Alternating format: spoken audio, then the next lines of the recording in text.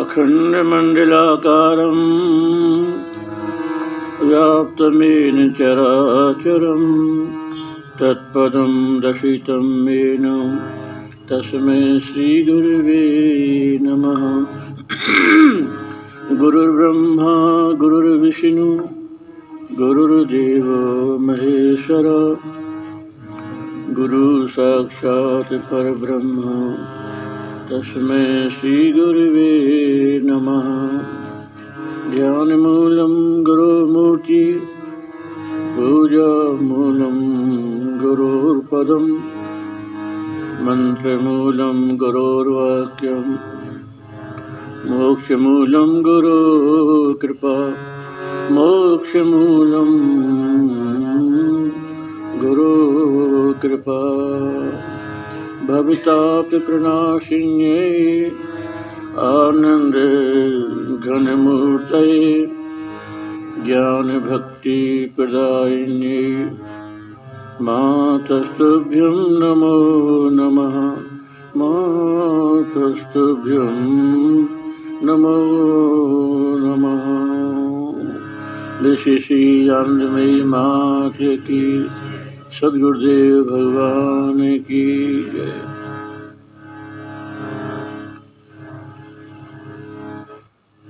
श्रीमन्नारायण नारायण नारायण श्रीमन्नारायण नारायण नारायण श्रीमन्नारायण नारायण नारायण श्रीमन्नारायण श्रीमन्नारायण नारायण नारायण श्रीमन्नारायण श्रीमन्नारायण नारायण नारायण श्रीमन्नारायण श्रीमन्नारायण नारायण नारायण श्रीमन्नारायण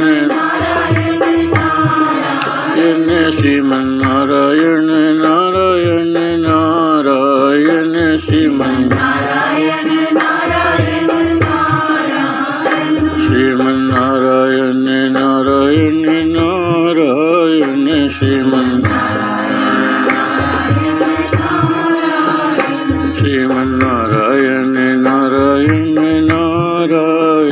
श्रीमन्नारायण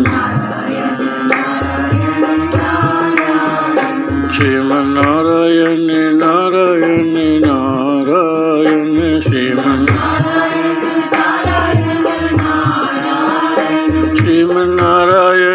नारायण नारायण श्रीमन्नारायण नारायण नारायण श्रीमन्नारायण नारायण नारायण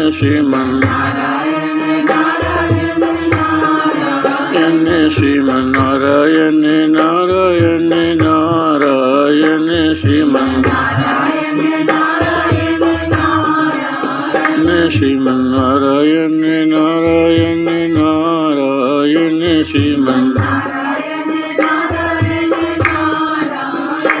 बोलिए सच्चिदानंद भगवान की।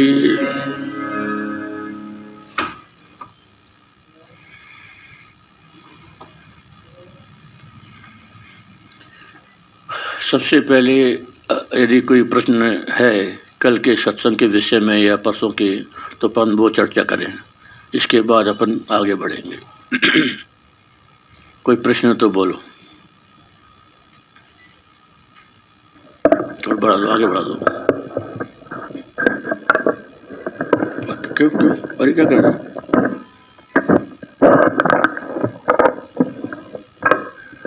बस ठीक।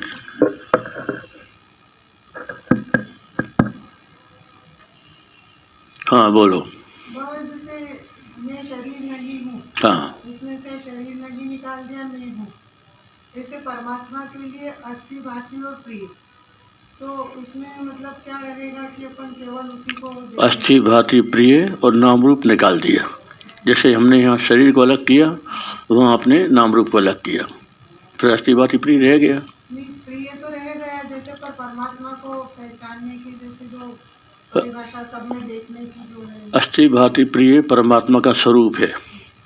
जैसे अपने शरीर के भीतर सच्चिदानंद आत्मा का स्वरूप है, ऐसे संसार में अस्थि भांति प्रिय परमात्मा का स्वरूप है। वो किसी भी रूप में है, सभी रूप में है, रूप में। हाँ, सभी रूप में है।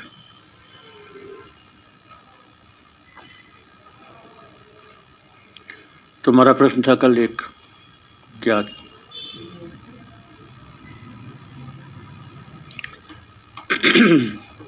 देखो,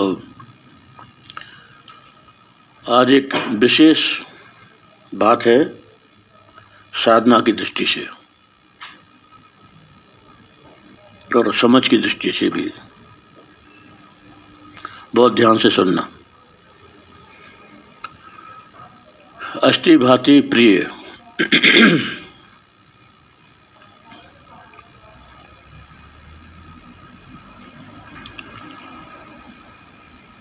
अपन ने परमात्मा का स्वरूप अस्थि भांति प्रिय निश्चित किया, आत्मा का स्वरूप सच्चित आनंद निश्चित किया, और बाद में इन दोनों की एकता की। सच्चिदानंद ही अस्थि भांति प्रिय है और अस्थि भांति प्रिय ही सच्चिदानंद है।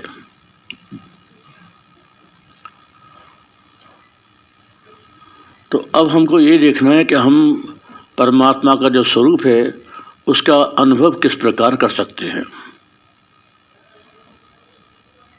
और शास्त्रों ने किस ढंग से अपनी बात रखी है और क्यों रखी है।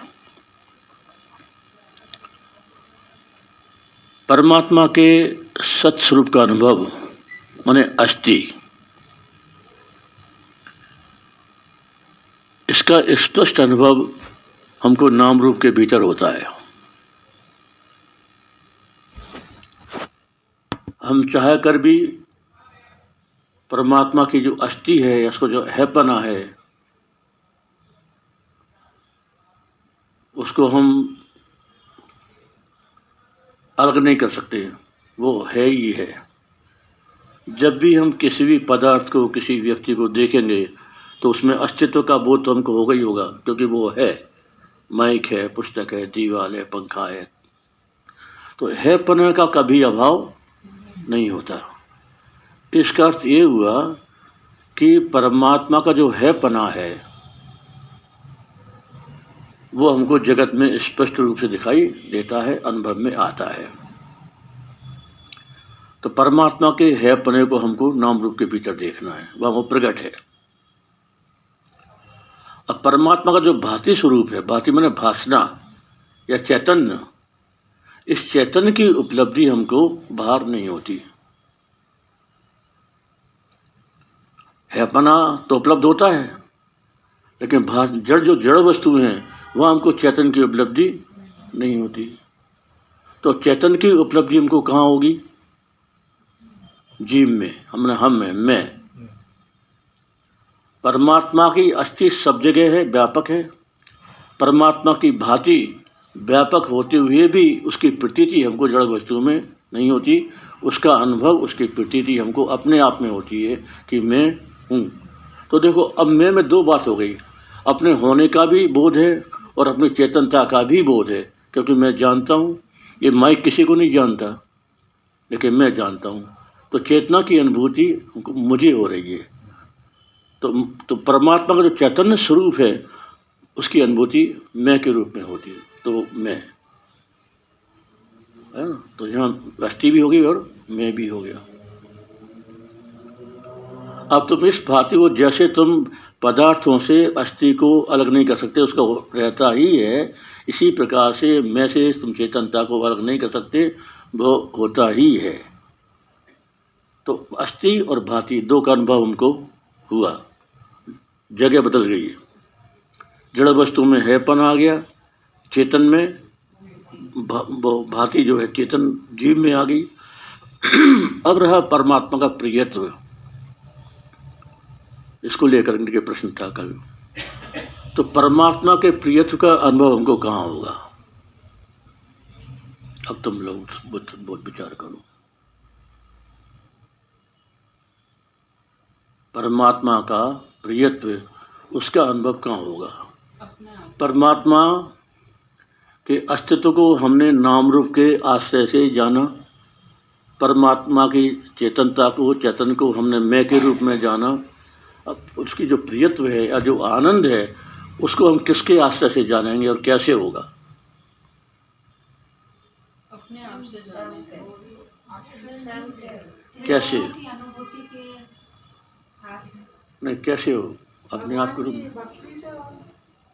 किस क्या क्या आश्रय है उसका? इसमें हम स्थूल रूप से ये देखते हैं कि ये हमारी, जैसे उन्होंने पूछा कि उपयोगिता है तो हमको वो प्रिय है।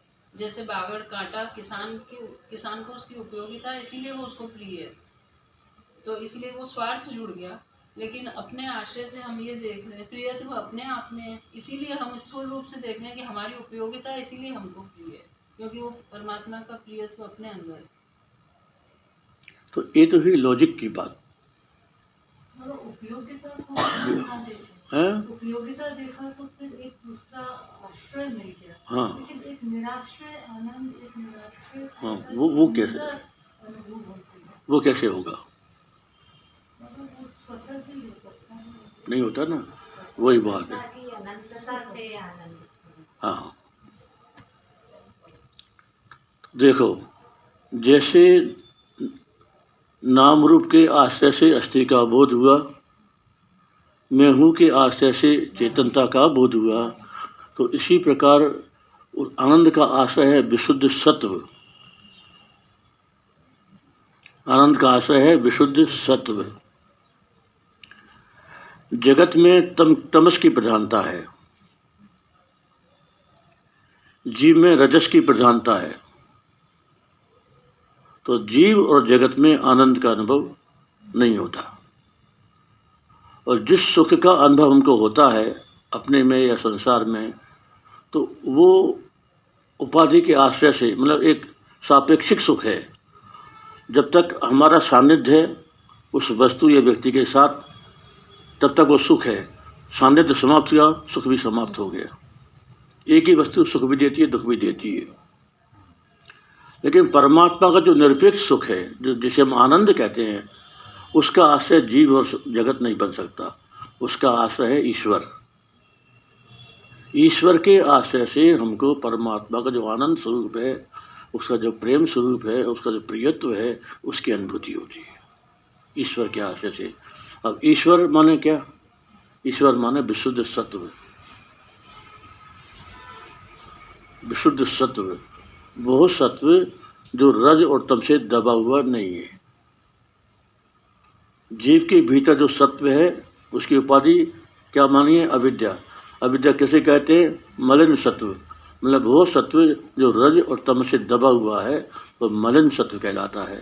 तो चूंकि जीव की उपाधि मलिन सत्व है, इसलिए परमात्मा के आनंद की स्पष्ट अनुभूति जीव को नहीं होती।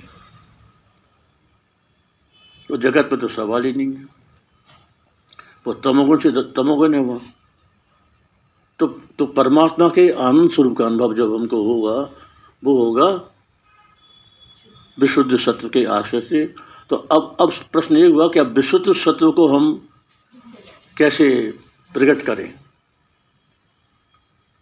जब तक वो नहीं होगा तब तक उसे अनुभूति होगी नहीं। विशुद्ध सत्व को हम कैसे प्रकट करें?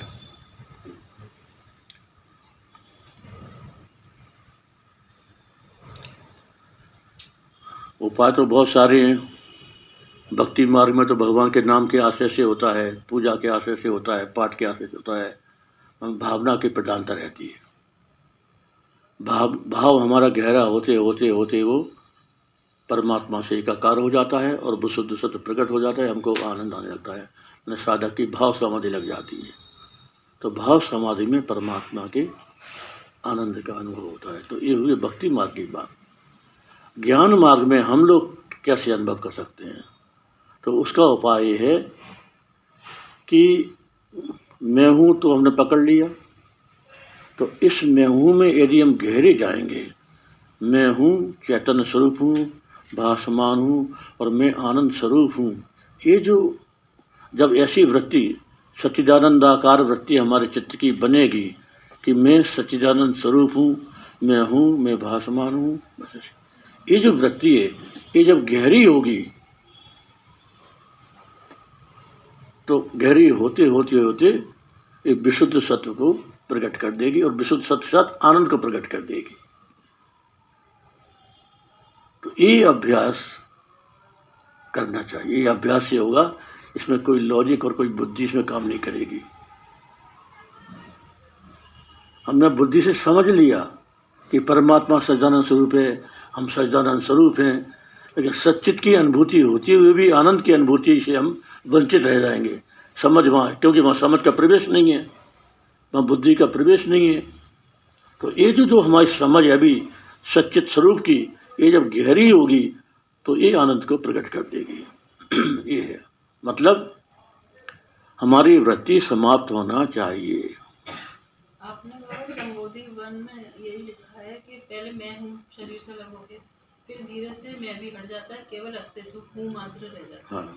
और उसमें गहरे जाएंगे तो वो हूँ भी हट जाएगा, तब फिर आनंद के प्रकट हो जाएगा। वो ये वही बात है। वो आनंद तो वृत्ति का नहीं है, ब्रह्म का आनंद है वो तो ब्रह्म का आनंद है। हाँ, वो बाबा ने कहा कि एक वृत्ति बनाना, फिर उसे आनंद महसूस कर सकते। वृत्ति के आश्रय से, मतलब आश्रय क्या, वो आनंद हमारा कैसे प्रकट होगा, वो उसके तो अपने को एक आश्रय तो पकड़ना पड़ेगा ना, किसके आश्रय से होगा।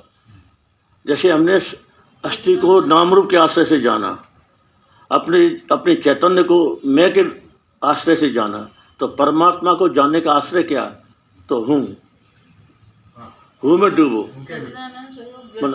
वृत्ति बनानी है, वृत्ति बनाना है, वृत्ति बनाते बनाते फिर वो तो बाबा मान के अंतर्गत इस वृत्ति स्थायी रूप में रुक सकता है। जैसा काल बाबा ने कहा कि बुद्धि में चैतन्य का प्रतिबिंबित होते हैं, उनके प्रश्न के जवाब दिया, बुद्धि जा रहे हैं लेकिन चैतन्य के प्रतिबिंबित ऐसा। देखो ये अलग विषय हो गया, ठहरो। हमने क्या कहा अभी कि तुमने सच्चिदानंदाकार वृत्ति बनाई, आनंदाकार, मैं सच्चिदानंद स्वरूप हूँ, तो मुझे अपना होने का बोध हो रहा है, मुझे अपनी चेतनता का बोध हो रहा है, अब मुझे आनंद का बोध नहीं हो रहा। आनंद के बोध के लिए कि इसी वृत्ति को हम गहरा करते हुए चले जाएं। जब ये वृत्ति गहरी हो जाएगी और गहरी होते होते लीन हो जाएगी तो वो आनंद प्रकट हो जाएगा। जब बाबा उस स्थिति में पहुंचेंगे तो समझ पाएंगे ना कि भाई जैसे मैं हूँ तो मैं शरीर नहीं हूँ, वो तो अपन अभी मान रहे हैं, लेकिन जब उस स्थिति में पहुंचेंगे तो अपने को ज्ञान का आनंद का अनुभव होगा। कुछ रहेगा ही नहीं ना बाबा, जब उस व्यक्ति में जब अपन उस स्थिति तक जाएंगे तो अनुभव होगा ना बाबा की भाई आनंद का। तो वही तो हम बोल रहे हैं, वही हम बोल रहे हैं ना कि उस स्थिति में पहुंचेंगे तो उस स्थिति में पहुंचेंगे नहीं, हम बाकी से हट जाएंगे, वो तो वहाँ है ही है ना। समाधि अवस्था जो वहाँ है उसमें आनंद है। तो जब तक हम दूसरी अवस्था का त्याग नहीं करेंगे, जागृत का, स्वप्न का, सुषुप्ति का, जब तीनों अवस्थाओं का अभाव नहीं हो जाएगा तब तक हमको उसकी अनुभूति होगी नहीं। और वो आनंद है और अनुभव हो सकता है, इसका प्रमाण क्या है? इसका सबसे बड़ा प्रमाण है सुषुप्ति, नींद। नींद में तुम्हारे सुख का क्या आश्रय है? ना कोई वस्तु है, ना कोई व्यक्ति है, फिर भी तुमको सुख है। होता है नहीं? जागने के बाद कहते मैं बड़े सुख से सोया, तो तुम सुख की अनुभूति हुई ना। तो मतलब कोई सुख ऐसा भी हो सकता है जिसको किसी आश्रय की आवश्यकता नहीं है। तो जब सामान्य रूप में ऐसा है तो फिर परमात्मा का सुख क्यों नहीं होगा? वो भी है, अवस्था की बात है। अब नींद में फर्क ये है कि नींद में तमस का आवरण है, तमोगुण ने ढक लिया है उस आनंद को। तो इसलिए हमको जागृत में ही कोशिश होनी चाहिए, उसी में वो सत्व प्रकट होगा और आनंद की अनुभूति होगी। उसमें फिर सारे प्रश्न अपने आप सब समाप्त हो जाएंगे एक साथ, क्योंकि तीनों अवस्थाओं के अतिरिक्त जो तुरीय अवस्था है, वो तुरीय अवस्था वो परमात्मा की समझा अवस्था है। तुरीय अवस्था में पहुंच गए तो परमात्मा प्रकट, सब प्रश्न खत्म। जब तक बुद्धि है तब तक समझ भी है, और तुरीयातीत अवस्था, तुरीय अवस्था, तुरीयातीत तुरीयातीत को 3 अवस्था के संदर्भ में तुरीय अवस्था बोलते हैं, तुरीयातीत को। तो तुरीयातीत परम तत्व है, जब उसका अनुभव होता है तो उसके संगे अवस्था हो जाती है, ये तुरीय अवस्था। तो 3 अवस्था के संदर्भ में तुरीय अवस्था। यदि अपन संदर्भ हटा दें तो उसको तुरीयातीत नहीं बोलेंगे, वो तुरीय अवस्था, फिर तुरीय है, बस तुरीय आत्मा चौथा। बाबा मेरा प्रश्न यही था कि इस वृत्ति जब स्थायी होते हैं, उसके अनुभव होते हैं, फिर परमानेंट में रहते मन का इसका अनुभव कि मैं आनंद हो, सिर्फ जब वृत्ति बना दे सिर्फ इसी समय आनंद के अनुभव हो सकते हैं। वृत्ति जब नहीं रहती तब अनुभव होता है। फिर रहते मन में स्थायी रूप में, जब एक बार पहुंच गया इस अनुभूति में हमेशा ही रहते। यदि हमको वापस लाने वाला कोई संस्कार नहीं है तो हमेशा ही रहते हैं। हम नींद से क्यों उठ जाते हैं? कोई संस्कार खींच लेता है ना, तो हमारा जो कर्म भोग है वो नींद में तो नहीं होगा, तो हमारी नींद खुल जाएगी और जो भोग है कर्म का वो प्रारंभ हो जाएगा। तो इसी प्रकार से समाधि में जाने के बाद हमारा कोई भोग का संस्कार बाकी है तो तुमको लौटना पड़ेगा, और बाकी नहीं है तो तुम हमेशा के लिए उसमें स्थित हो जाओगे, जैसे रमन महर्षि हो गए, खत्म बात। तो इस संस्कार के ऊपर निर्भर करता है। ठीक है। जैसे बाबा कल मैं रात को खाना बना रही थी, मेरे को भूख नहीं थी, तो लगा कि हाथ खाना बना रहा है, रोटी बना रहा है, मुँह है ना, और पर आज जैसे भूख लगी थी तो उसका भाव अलग ही हो गया प्रकट, और नहीं भूख थी तो भाव अलग था। हाँ, बनाते हुए दोनों के टाइम में नोट करा, सही है। मतलब क्वेश्चन भी अलग अलग हो रहे थे सारे, कि मैं कंफ्यूज हो गई अपने आप में। कंफ्यूज कैसे?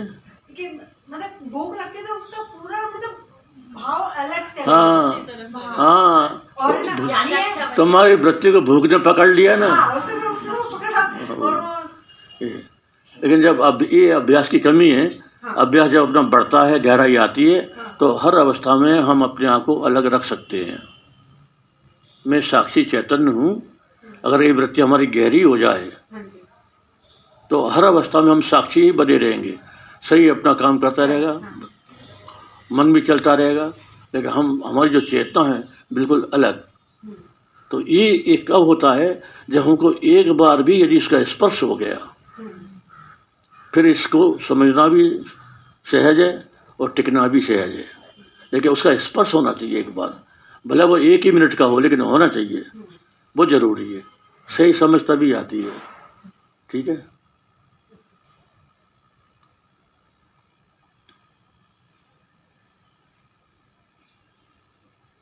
हमें जैसे इस वृत्ति में रहते हैं अगर भाव में, तो जो हमारे दूसरे कार्य हैं उसी प्रकार से बराबर होते रहेंगे, उसमें कोई उसमें व्यवधान नहीं आएगा, उसमें कार्यों में व्यवधान नहीं आएगा यदि हम उसी वृत्ति में हैं। उसमें हमारे अटैचमेंट नहीं होगा, आसक्ति नहीं होगी। अच्छा, अब एक बात तो ये हुई। अब दूसरी बात ये साधना संबंधी बातें हैं। अब साधना में दूसरी बात अपने वेदांत में अपने परमात्मा स्वरूप को ढकने वाले 3 आवरण माने गए हैं, मल, विक्षेप, आवरण। इन 3 प्रतिबंध हैं, एक रोड़ा है। इन 3 प्रतिबंधों के कारण हम वही हैं, लेकिन फिर भी हमको अनुभूति नहीं होती और हमको उसके लिए प्रयास करना पड़ता है। कभी प्रयास सफल होता है, कभी नहीं होता। तो ये 3 आवरण क्या हैं? एक है मल, दूसरा है विक्षेप और तीसरा है आवरण, अज्ञान। मल कहते हैं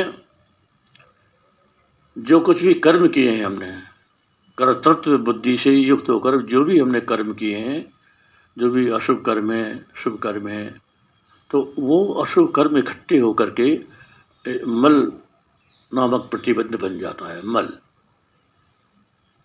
तो हम जो है हमारी वृत्ति जो बाहर आ जाती है, गहरा चिंतन करते करते समझते हुए भी हम जो बाहर आ जाते हैं, उसका एक हेतु है मल, हमारा कर्म। जीव ने जो भी कर्म किया है वो उसको बरबस वहाँ से वृत्ति को खींच लाता है कि तुम कहाँ जाते हो, तुमने ये कर्म किया है, पहले इसको भोगो। तो ये जो कर्म है ये हमारी वृत्ति को परमात्मा तक पहुँचने नहीं देता। इसलिए सब शास्त्रों का ये उपदेश होता है कि तुम बुरे कर्म से बचो। अपने को पता नहीं पड़ता, लेकिन वो सूक्ष्म रूप में काम करता है। भोजन में अगर कोई जहर मिला दे, अपने को पता थोड़ी पड़ेगा, अपन तो खा जाएंगे, लेकिन जब उसका प्रभाव होगा तो लगा अरे किसी ने जहर मिला दिया, हो गया ना, उस समय तो पता नहीं चला। तो ऐसे ही कर्म है, जो भी शरीर के द्वारा मन के द्वारा बुरा कर्म होता है वो जहर का काम करता है, वो हमारे भीतर रहता है। तो सामान्य रूप में वो प्रकट नहीं होगा, लेकिन जब हम परमात्मा की ओर बढ़ेंगे तो वो तुमको खींच लेगा, जाने नहीं देगा। मल, इसलिए उपदेश बार बार होता है कि बुरे कर्म से बचो। एक प्रतिबंधी है ज्ञान का, और दूसरा है विक्षेप। विक्षेप कैसे कहते हैं? चंचलता, कि अपने अंदर ये जो कामना वासना है, मुझे ये मिल जाए, मुझे ये मिल जाए, ऐसा हो जाए, वैसा हो जाए, ये जो चंचलता है ये भी हमारे मन को परमात्मा तक जाने से रोकती है। हम कोशिश कर रहे हैं और अचानक हमारे मन में कोई संकल्प आ गया, मुझे ये मिल जाता बहुत अच्छा रहता, मेरे को सुखी हो जाता, ऐसा हो जाता, मैं सुखी हो जाता। ये आगे नहीं, काम नहीं है ना, तो कामना ने तुम्हारे मन को फिर खींच लिया। तो जैसे कर्म खींचता है वैसे कामना भी खींचती है, ये कर्म। और तीसरा है अज्ञान। तो अज्ञान की निवृत्ति उपदेश से होती है। जो भी हमने अपने आप को हम नहीं जानते, इसकी निवृत्ति ज्ञान से होती है, और ज्ञान गुरु से मिलता है, उपदेश से मालूम पड़ता है। तो अच्छा, आप दृष्टांत रूप में देखो, हमको अपना मुख देखना है, तुम्हारे हाथ में दर्पण आ गया, अब दर्पण आ गया, अब तुमको मुख देख, अब दर्पण का कोई पर्दा पड़ा है, नहीं देख पाओगे, तो ये पर्दा हो गया अज्ञान, अज्ञान रूपी पर्दा आ गया। पर्दा हटा लिया, लेकिन वो ऐसे ऐसे कर रहा है दर्पण, तब भी नहीं, ये हो गई कामना। चलो अब ऐसा ऐसा बंद कर दिया, अब उसमें मान लो काला है, कोई गंदगी पड़ी है उस पर कुछ ऐसी, तब भी धूल है, तो तब भी तुम नहीं देख पाओगे।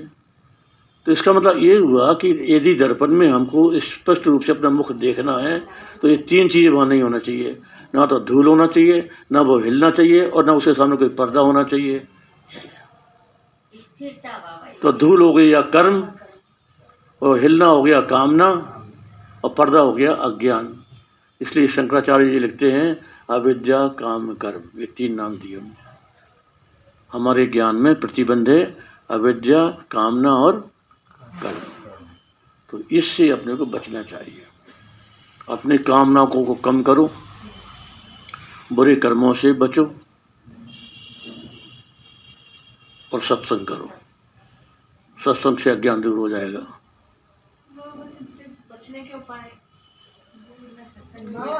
बचने का उपाय थी, मतलब सत्संग से अज्ञान दूर हो जाएगा, और बुरे कर्म से तुमको ही बचना है। नहीं बाबा, जैसे बोलते हैं कि कोई भी चीज कर रहे हैं अपन, तो अपन ये सोच लो कि भोजन बना रहे हैं तो भगवान के लिए बना रहे हैं, तो कर्मों में भी ऐसे ही बाबा, जो कुछ कर रहे हैं हम नहीं कर रहे हैं, अगर ये विचार आता है अपन करते हैं तो फिर वो कर्म का भी अशुभ फल मिलता है। यदि तुम मन में कोई विचार आया तो हम नहीं सोच रहे हैं, हाँ, ये भगवान सोच रहा है, हम तो इससे अलग हैं, हाँ, तो भी हमारे कर्म अशुभ कहलाएंगे, या हमारे भाव अशुभ कहलाएंगे कि वो भगवत स्वरूप, मतलब भगवान के उसमें कुछ होगा उसका। यदि हम उसमें कर्तृत्व बुद्धि नहीं है और हम साक्षी हैं, या फिर हमने सचमुच एक सही अवस्था में उस कर्म को भगवान को अर्पित कर दिया कि भगवान तेरे अर्पित है, तो हम उससे बच जाते हैं। तो दो उपाय हो गए, या तो तुम उस कर्म के साक्षी बनो, कर्तृत्व जो है प्रकृति में सौंप, प्रकृति को सौंप दो, शरीर को सौंप दो, और या फिर जो है उसको समर्पित कर दो, भगवत गुरु अर्पणमस्तु, कृष्ण अर्पणमस्तु, ऐसा। तो अपने यहाँ इसीलिए अर्पण करने का विधान है। कि तुम जो भी करो भगवान को अर्पित कर दो। और अंत में हैं? अशुभ होता ही नहीं रहता। अशुभ कर्म भी भगवान को अर्पण कर। हाँ विचार ही नहीं आएगा फिर हाँ किसी का बुरा करे। सब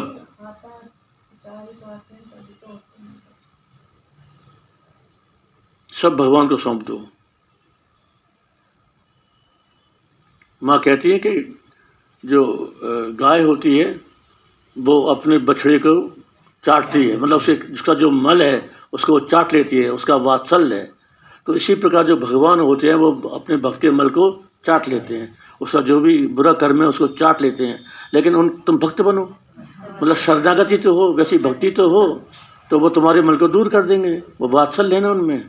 तो किताब में पढ़ा हुआ मैं और माया में भी हुई है भगवान ही। और आगे बढ़ो, आगे बढ़ो, आगे ना। अपन खुद के ही हमको बचना है, या भगवान को समर्पण कर दो, या साक्षी भाव में देखो कि शरीर और मन में और मैं बिल्कुल इससे अलग हूँ, तो उसकी जो गहरी छाप है वो हमारे ऊपर नहीं पड़ेगी। और सत्संग करना मत छोड़ो, कहीं भी करो, जहाँ भी अच्छी बात मिले उसको सुनो और जीवन में उसको उतारो। ठीक है। तो माल और अज्ञान का बात हुआ, विक्षिप्त कामना, संतोषी सदा सुखी। तुम जितनी ज़्यादा इच्छाएं बढ़ाओगे उतना ज़्यादा तुम्हारा मन चंचल रहेगा और तुम बाधक बनेगा परमात्मा तक पहुँचने में। तो अपनी इच्छा कम करो। एक संसारी व्यक्ति में और तुम लोगों के भीतर क्या अंतर है? संसारी व्यक्ति वो है जो हमेशा कामना के लिए जीता और मरता है, बस खाली संग्रह करता रहता है, ये मिले ये मिले ये मिले, वही उसकी खुशी है। इस व्यक्ति को बोलते हैं संसारी। और जो सोचता है कि नहीं ये तो जीवन के उपयोग की सामग्री है, हमारे आवश्यकता की पूर्ति का है, बाकी आगे तृष्णा को जन्म नहीं देना। तृष्णा बाधक होती है, आवश्यकता पूर्ति के लिए जितना होता है वो बाधक नहीं होता। लेकिन जो तृष्णा होती है, ऐसा हो जाए लखपति फिर करोड़पति फिर अरबपति, एक बंगला फिर 10 बंगला, एक कारें फिर 10 कारें, ये होड़ है, ये होड़ बाधक है। तो संसारी में और साधक में यही अंतर है कि साधक जो है उसकी एक लिमिट होती है कि बस इतना बहुत, मेरे को इतना मिल गया, अब मैं सुखी, मेरा परिवार सुखी और बात खत्म। और संसारी व्यक्ति होगा तो वो उसकी बात ही खत्म नहीं होती, उसकी मांग खत्म नहीं होती। तो ये मांग का खत्म ना होना ये बाधक है, ये कामना। अब अपन खुद ही देख लो ना, अपन हर व्यक्ति जानता है कामना ही मन को चंचल बनाती है। मन चंचल होता कैसे है? कामना के कारण संकल्प विकल्प होते हैं, अब ऐसा है, अब ऐसा है, अब ऐसा।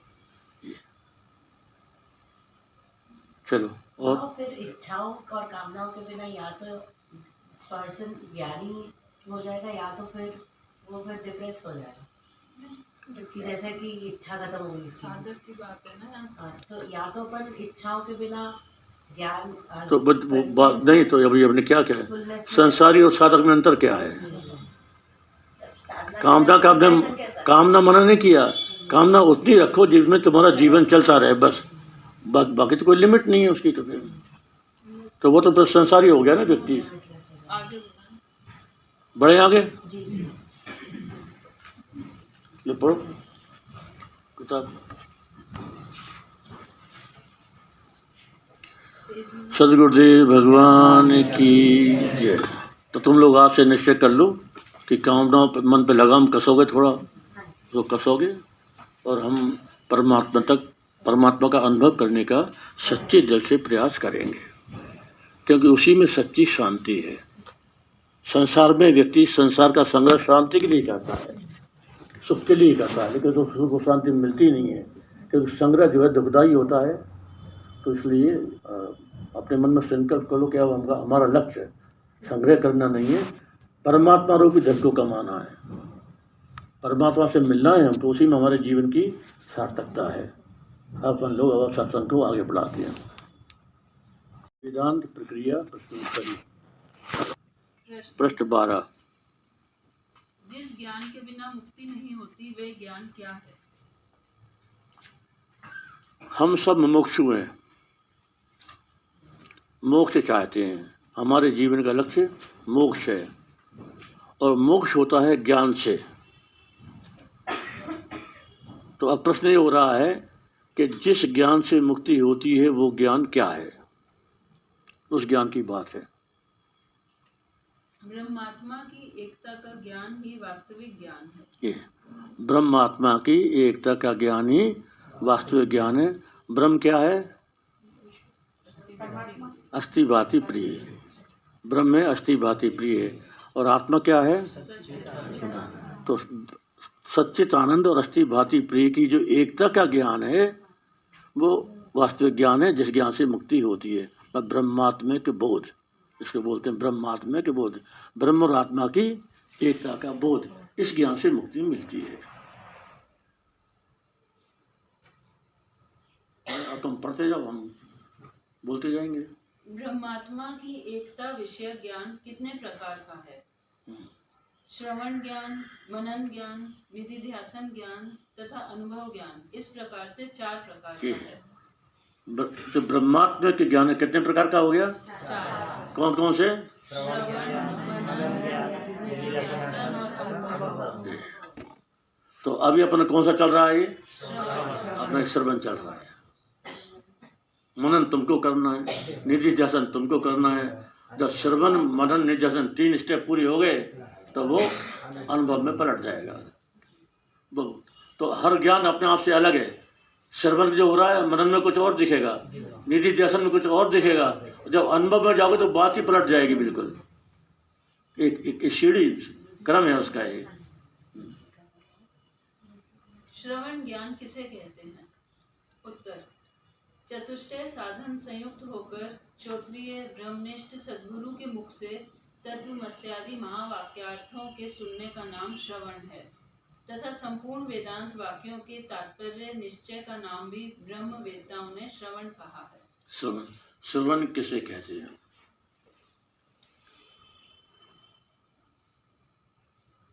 क्या हुआ तुम? श्रोत्रिय ब्रह्मनिष्ठ सद्गुरु के हाँ। मुख से तत्वमस्यादि, गुरु मुख से महावाक्यों का सुनना। अपने वेदों में 4 महावाक्य हैं। तत्वमसि, एमात्मा ब्रह्म, प्रज्ञानम ब्रह्म और अहम ब्रह्मास्मि। ये 4 महावाक्य हैं। इन वेदों ने, शास्त्रों ने इन 4 महावाक्यों में जीव ब्रह्म की एकता का उपदेश दिया है, मतलब ब्रह्मात्मा का उपदेश दिया है। तो ये गुरुमुख से सुनना, ये श्रवण है।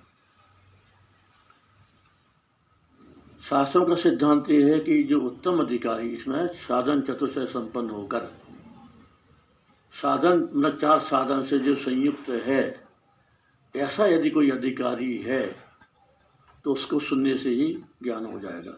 उसको मनन की आवश्यकता नहीं है, निधिध्यासन की आवश्यकता नहीं है। उसको सुनते सुनते अनुभव होने लगेगा कि हाँ ऐसा है।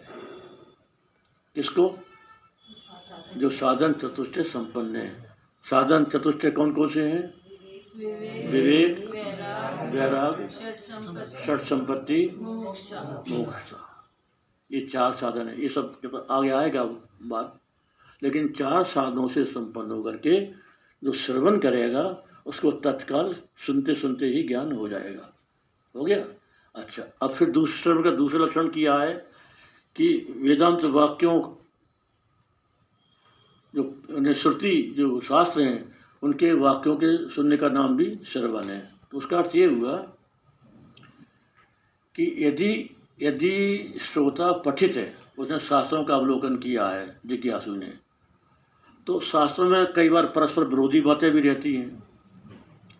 तो उसकी बुद्धि में फिर संशय रहेगा कि यहाँ तो ऐसा लिखा है और यहाँ ऐसा लिखा है, तो इसकी संगति कैसे बैठेगी। तो तो ये प्रश्न गुरु से करेगा तो गुरु उसकी संगति बिठाएंगे। तो उसको फिर ये भी श्रवण है। क्योंकि ये श्रवण किस लिए है? प्रमाणगत संशय की निवृत्ति के लिए। प्रमाणगत संशय क्या होता है? प्रमाण को ले, प्रमाण माने शास्त्र, श्रुति स्मृति में यदि कोई ऐसी बात आ गई जो परस्पर विरोध है, तो वो उसकी निवृत्ति इस श्रवण से होती है।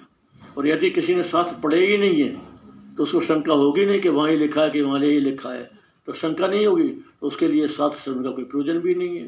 उसमें संशय नहीं है तो प्रयोजन भी नहीं है। तो श्रवण के दो हो गए, एक श्रवण होता है प्रमाणगत संशय की निवृत्ति के लिए और एक श्रवण होता है अनुभव के लिए। प्रमाणगत संशय की निवृत्ति के लिए शास्त्रों का पठन पाठन, गुरुमुख से गीता पढ़ो, उपनिषद पढ़ो, ब्रह्मसूत्र पढ़ो, जिस जहाँ भी तुमको संदेह है वो पढ़ो गुरुमुख से, तो तुम्हारा वो प्रमाणगत संशय दूर हो जाएगा। और यदि उत्तम अधिकारी है तो तुमको शास्त्र पढ़ने की जरूरत ही नहीं है, तुम और गुरु और बात समाप्त। महाभारत क्या श्रवण हो गया।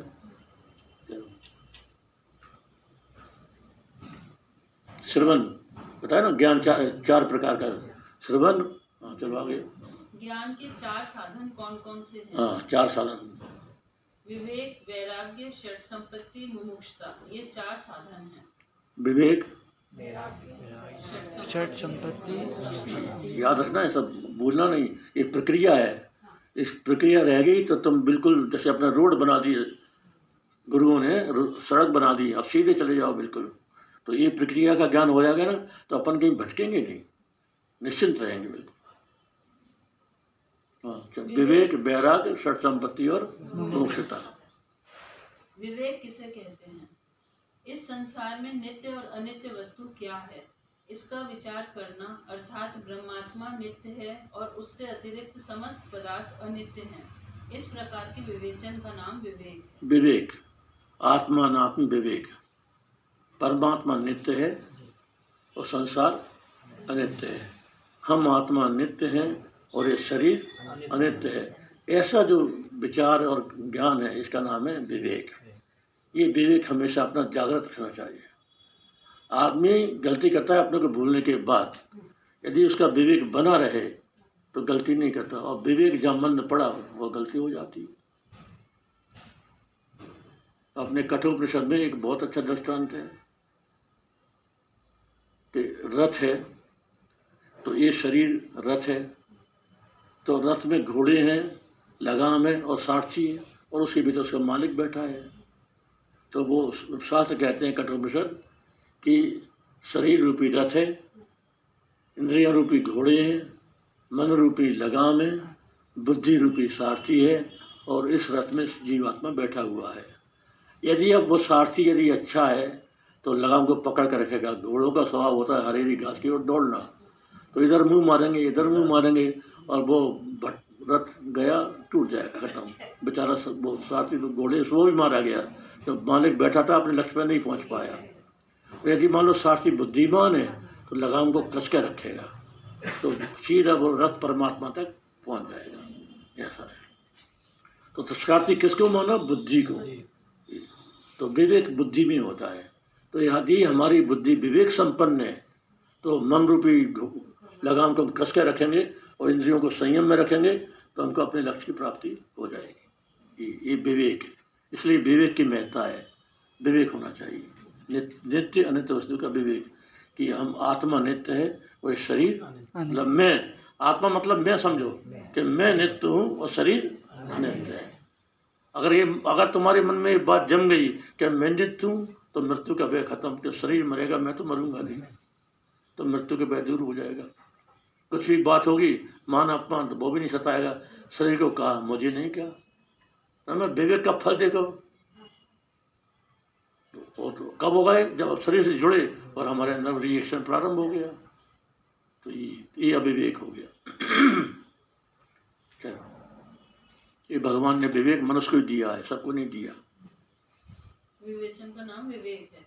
इसमें ब्रह्मात्मा के प्रति परोक्ष सत्य बुद्धि और संसार के प्रति परोक्ष मिथ्या बुद्धि होती है। विवेक है जी। वैराग्य किसे कहते हैं? इस लोक को लेकर ब्रह्मलोक पर्यंत समस्त सांसारिक विषय भोगों का चित्त से त्याग करना ही वैराग्य का लक्षण है। वैराग्य, राग से रहित होना, आसक्ति से रहित होना, वैराग्य। तो अपनी आसक्ति कहीं भी नहीं होना। जहाँ भी आसक्ति होगी वो तुम्हारे दुख का हेतु बन जाएगी। अपने जीवन में तुम घटाते रहो हर बार, जहाँ भी तुम्हारी आसक्ति है वो तुम्हारे दुख का हेतु बनेगी। चाहे कोई व्यक्ति हो, चाहे कोई वस्तु हो, चाहे कोई परिस्थिति हो, क्योंकि व्यक्ति बदलते हैं, परिस्थिति बदलती है, वस्तुएं बदलती हैं। उसमें आसक्ति होना मतलब दुख का हेतु है ही, तैयार है दुख। तो अपने को अनासक्त भाव से अपने कर्तव्य कर्म का पालन करना, आसक्ति नहीं रखना। बस ये सब बातें किसके लिए कही जा रही हैं? साधक के लिए, मुमुक्षु के लिए, तो ये चाहता है कि मैं आत्मा का साक्षात्कार हो जाए, मुझे भगवान मिल जाए, मेरी मुक्ति हो जाए, उसके लिए ये सारी बातें हैं। बाकी तो जो है सो है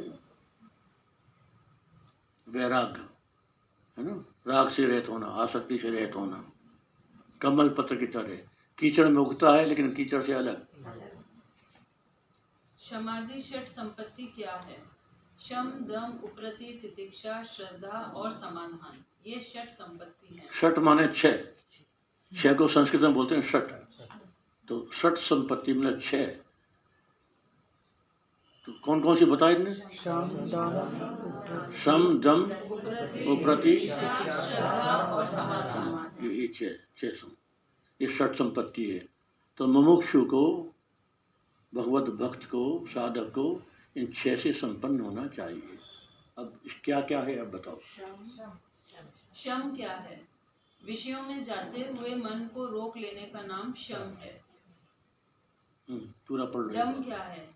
विषयों में विचरती हुई इंद्रियों को उधर से मोड़ लेने का नाम दम है। उपरति क्या है? व्यवहार में अप्रवृत्ति ही उपरति का लक्षण है। तितिक्षा क्या है? भूख, प्यास, सर्दी, गर्मी, मान अपमान इत्यादि को सहन करने का नाम तितिक्षा है। श्रद्धा क्या है? वेद और गुरुदेव का वाक्य बिल्कुल सत्य है, ऐसा विश्वास करना श्रद्धा है। समाधान क्या है? मन की चंचलता नष्ट होकर चित्त की एकाग्रता ही समाधान है।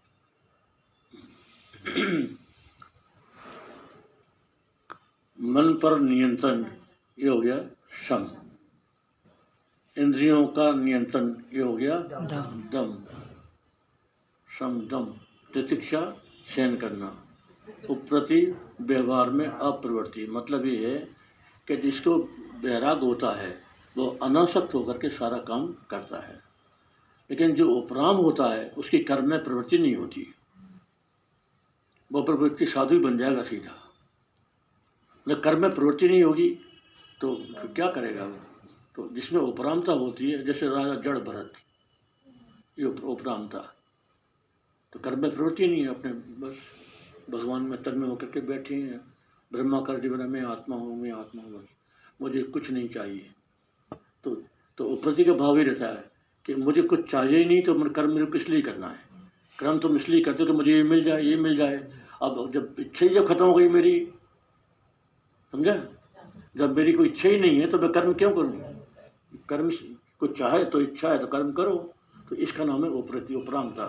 ना वो व्यक्ति इतना उपराम हो गया कि उसके मन में से सारी इच्छा खत्म हो गई, केवल उसके मन में परमात्मा की इच्छा लगी हुई और कुछ नहीं। इंस्ट्रूमेंट बन जाएंगे बस है, फिर अपन इंस्ट्रूमेंट बन जाएंगे। इंस्ट्रूमेंट नहीं बनोगे तुम। इंस्ट्रूमेंट का काय के इंस्ट्रूमेंट? जैसे इच्छा खत्म होगी अपन की, उसके बाद जो भी कर्म हो रहा है वो कर्म होगा ही नहीं उससे, होगा ही नहीं। उपरामता वाले से कर्म ही नहीं होगा, उसको तो केवल भगवत भजन ही होगा। बस राम राम राम राम लगे हैं और कुछ नहीं। 24 घंटा भगवान का स्मरण होगा उससे, कोई कर्म उससे नहीं। तो वो कर्म के योग्य व्यक्ति ऐसा नहीं रहता, जिसमें उपरामता है ना, वो व्यक्ति कर्म नहीं कर सकता। हाँ, जिसको वैराग है वो कर सकता है अनासक्त भाव से, कि उपरामता यदि है तो फिर कर्म नहीं होगा। खाना पीना सोना, खाना पीना कर्म नहीं होता है। नहीं, खाना पीना तो चल जाएगा उसका, तो वो तो प्रकृति में ऐसी व्यवस्था है कि भूख लगेगी तुम भोजन जाओगे, भिक्षा करोगे। भिक्षा करेगा ना, कमाएगा थोड़ी, दुकान थोड़ी बैठेगा वो, क्या ऑफिस नौकरी थोड़ी करेगा वो है? भिक्षा करेगा, मिल गया तो ठीक है, नहीं तो कोई बात नहीं। तो ये सन्यासी के लक्षण है। श्रद्धा माने शास्त्र, वे गुरु और शास्त्र के वचन सत्य हैं ऐसा विश्वास होना। और समाधान माने चित्त की एकाग्रता, चित्त बिल्कुल स्थिर है अपना, बस वो समाधान। ये उपासना से होता है। उपासना करते करते करते हमारा चित्त स्थिर होता है, समाधान होता है। तो बाबा यहाँ बताते कि समाधान क्या है? मन का चंचलता नाश होकर चित्त की एकाग्र समाधान है। तो चंचलता वो तो विक्षेप है।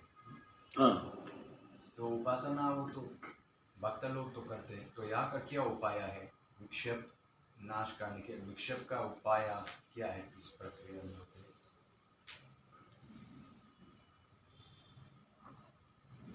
विक्षेप क्यों होता है? कामना से होता है, कामना से होता है।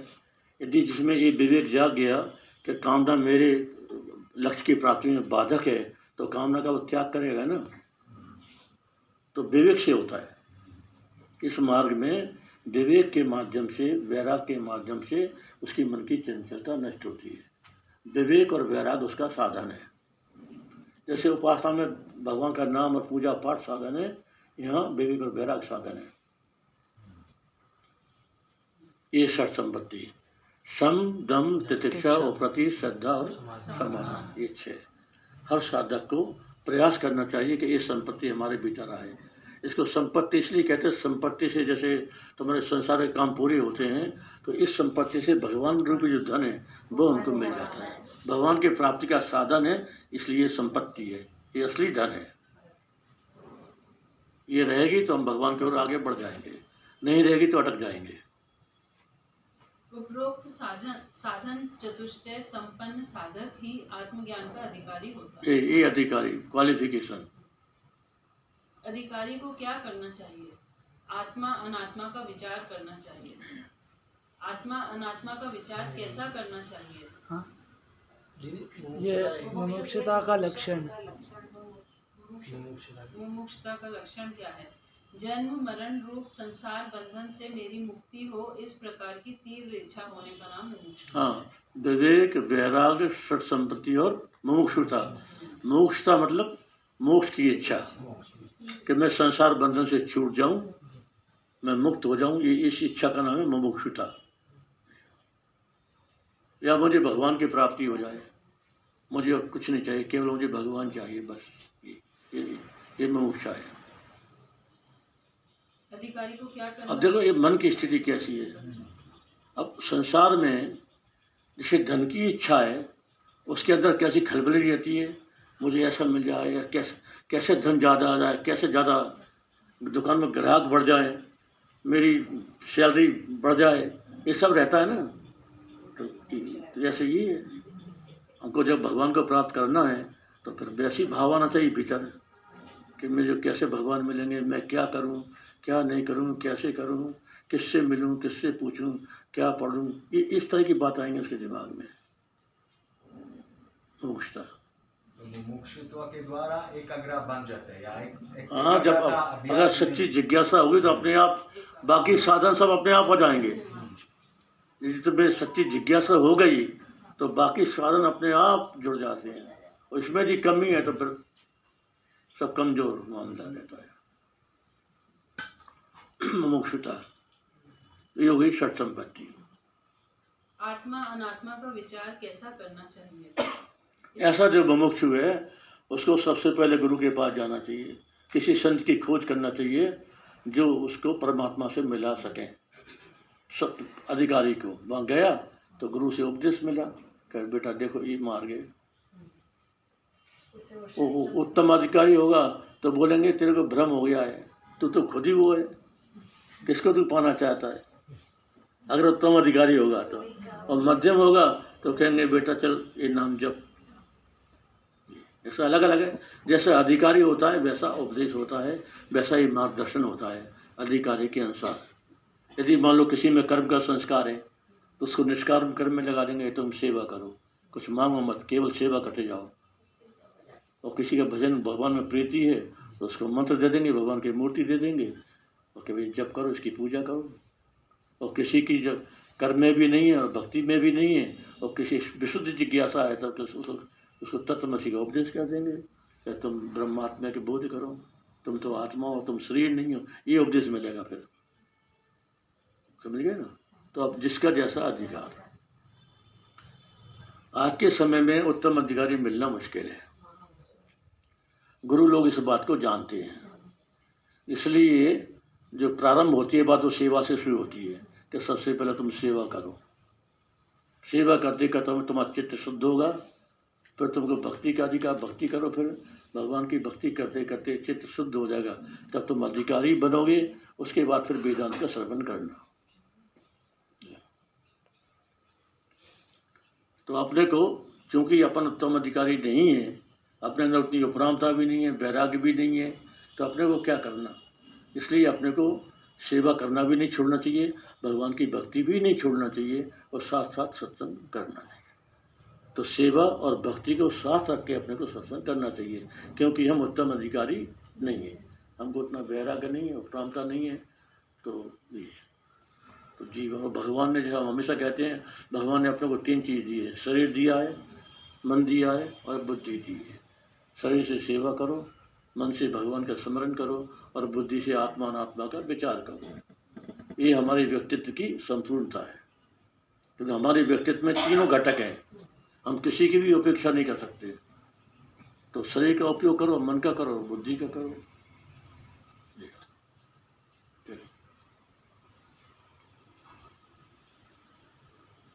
आत्मा अनात्मा का विचार कैसा करना चाहिए? स्थूल सूक्ष्म कारण देह से भिन्न एवं पंच कोशों से निराला तथा तीनों अवस्थाओं का साक्षी जानने वाला और सच्चित आनंद स्वरूप आत्मा मैं हूँ, ऐसा बार बार विचार करना चाहिए।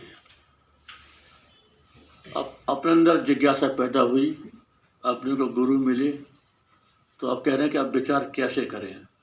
तो विचार करने की विधि बता रहे हैं कि देखो, विचार ऐसा करो कि अपने जो तुम्हारा मैं है, उस मैं को तुम सबसे अलग करो। अब अलग किससे करें, तो आगे बता रहे हैं, 3 शरीर से अलग करो, 5 कोशों से अलग करो, और 3 अवस्थाओं से अलग करो। और अलग करके अपने आप को सच्चिदानंद रूप से जानो कि मैं 3 शरीर में नहीं हूँ, 5 कोश में नहीं हूँ, 3 अवस्था में नहीं हूँ, इन सबका जानने वाला साक्षी चैतन्य आत्मा मैं हूँ। मेरा स्वरूप ये है, ये नहीं है। इसको कहते हैं विचार, आत्मानात्म विचार। आत्मा को अलग कर दो, अनात्मा को अलग कर दो। अब अनात्मा की व्याख्या आप कर रहे हैं। अब एक रूप में तो अनात्मा है कि ये शरीर अनात्मा है ना, लेकिन अब उसका विस्तार कर रहे हैं कि अनात्मा और क्या क्या है। खाली एक शरीर नहीं है, तुम्हारे 3 शरीर हैं, 3 अवस्थाएं हैं, 5 कोश हैं। वो अनात्मा का विचार शुरू होगा, जिससे हमको अलग करना है। खत्म करें? ठीक है, तो यही समाप्त करते हैं। बस इतना याद रखो कि मैं अनात्मा से अलग आत्मा हूँ, उसका साक्षी चैतन्य हूँ, जानने वाला हूँ। बस चलो, आप अपना भजन करो, निकालो अपना पेज 30 कौन सा है, 30। हाँ,